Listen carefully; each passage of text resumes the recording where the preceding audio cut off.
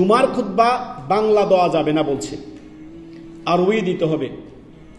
জিজ্ঞেস করেন তো ওই সকল হানাফি ভাইদেরকে, তারা যে আরবি খুতবা দেয়, তাদের খতিবে দেখে দেখে 12 চাঁদের খুতবা, লিখিত খুতবা আরবি পড়তেছে না, সে নিজে বোঝে, আল্লাহ আলম বুঝে কিনা আল্লাহ ভালো জানেন, আল্লাহ অধিক ভালো জানেন।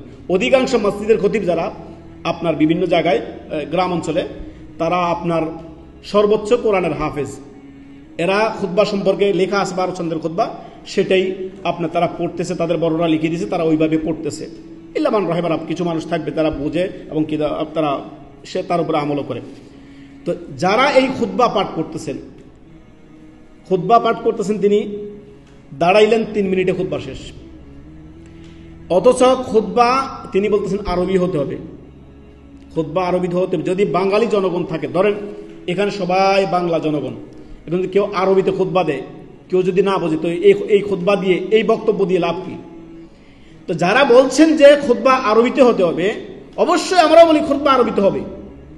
খুতবাতুল হাজা আমরা পড়ি না, ইন্নাল হামদালিল্লাহ নাহমাদুহু ওয়া নাস্তাইন, এদের কিনা আখির, তারপরে 3টি আয়াত পড়ি না, আপনার সূরা আপনার আলে ইমরানের আয়াত পড়ি না, তারপর সূরা নিসার আয়াতগুলো আমরা পড়ছি না, তারপরে আমরা সূরা আহজাবের 2টি আয়াত পড়তেছি না।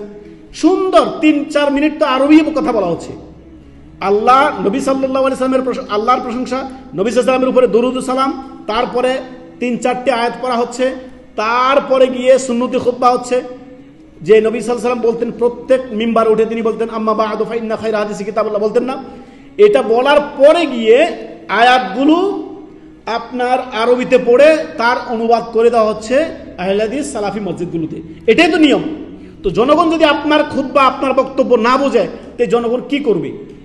বাঙালি জাতির সামনে কেরালায় খুতবা দিয়ে, বাঙালি জাতির সামনে উর্দু খুতবা দিয়ে, বাঙালি জাতির সামনে আরবি খুতবা দিয়ে লাভ আছে যদি তারা না বোঝে? খুতবা মানে খিতাব করা, অ্যাড্রেস করা, মানুষকে বোঝানো, সম্বোধন করা। তো আপনার সাথে আমি কথা বলবো, আপনি বাঙালি, আমি বাঙালি, আপনার সাথে যদি আমি ফার্সি ভাষায় কথা বলি, বা আপনার সাথে যদি আমি আপনার ফ্রেঞ্চ ভাষায় কথা বলি, আপনি বুঝবেন না।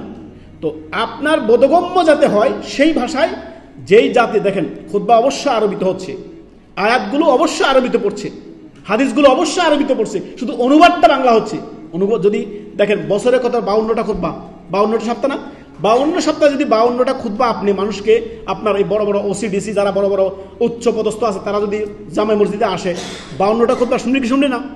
বিষয়ভিত্তিক যদি আপনি খুতবাগুলো রাখেন, তারা উপকৃত হবে কি হবে না? তারা 52টা বিষয় সম্পর্কে জেনে যাবে, বছরের বিভিন্ন মাসলা মাসাইল সম্পর্কে তারা জেনে যাবে। তাদেরকে আপনি ওয়াজ মাহফিলে আনতে পারবেন না, তাদেরকে আপনি জালসাতে আনতে পারবেন না, জুমা মসজিদে অবশ্যই আসবে তারা।